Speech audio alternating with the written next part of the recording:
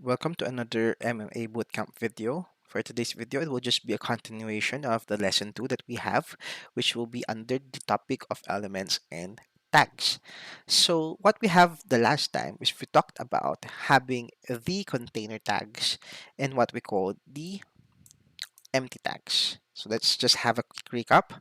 So, those container tags are HTML elements that contains an opening tag and a closing tag. And those what we call empty tags are just self-closing tags which doesn't have a pair of opening and closing tags, meaning everything that you need to put in will be inside here as an attribute.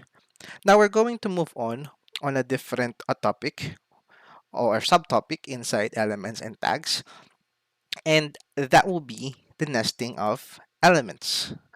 In our case, I have here an example of a nested element, which we have here a p tag, which has an opening and a closing tag, and inside of it is a strong tag, meaning it emphasizes something using a bold font weight.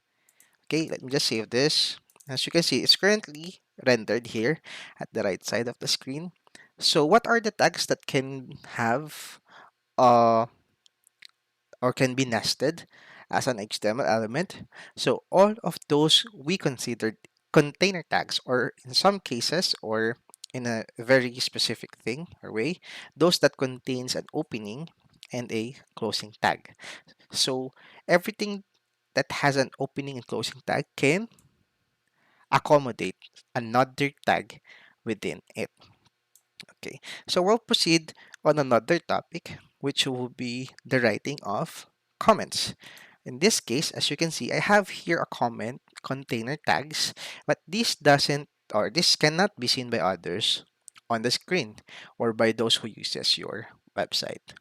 Because these comments are just basically a note or information for you or someone who's going to work with the HTML document that you worked on as a reminder for them to do something or information about what you are currently working on. Another good case for using comments is for you to put in what you need to do for a specific task or a specific section you are working on. For example, username, I need a password, and I need a email input elements. So you have here a list of what you need to do. This won't reflect, as you can see, as I save this one. Oops. As I save this one and reload this, as you can see, it doesn't reflect or cannot be seen on the user's end. So this is a good practice. Always make use of what we call the HTML comments, because it's basically a good practice for you in order for you to work on things easier without going through with each HTML documents to look upon something. So lastly, we're going to tackle about what we call the element types. There are two distinct element types or distinct groups of HTML. So first is the block level, and the next one is the inline level. So let's differentiate the two. So the block level always occupies 100% of the available width. So what is the example here? We have here an HR, and as I move this one, so you can see, it always takes up the whole width that we have within our page.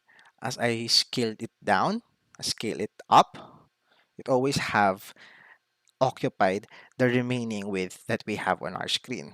So this is what we call block level elements. So what is an inline level element?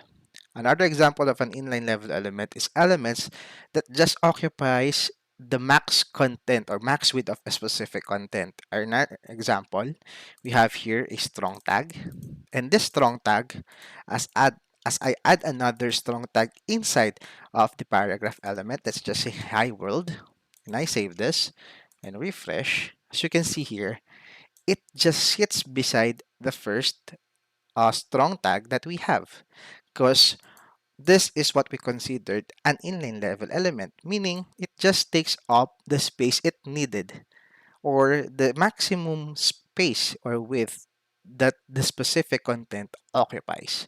So if there's still remaining space for something to sit beside this, it can go through that specific remaining space. So those or this information that we've tackled from the previous lesson, lesson 1, the difference and the similarities of using the HTML elements and tags, and also the things that we've tackled right now, are the things that you need to always have in mind for you to have an easier way of creating HTML documents. In our next videos, we're going to tackle more about things that we can make use of HTML. Thank you and see you on our next video.